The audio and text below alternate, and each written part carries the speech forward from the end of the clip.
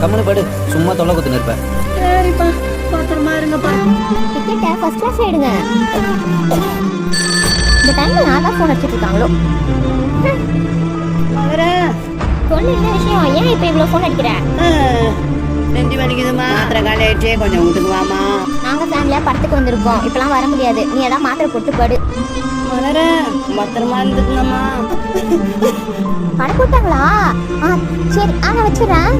ஒரு தாய் தன் பிள்ளைகளை பெறுவதற்காக அழலாம். ஏன் பெற்றோம் என்று அழக்கூடாது?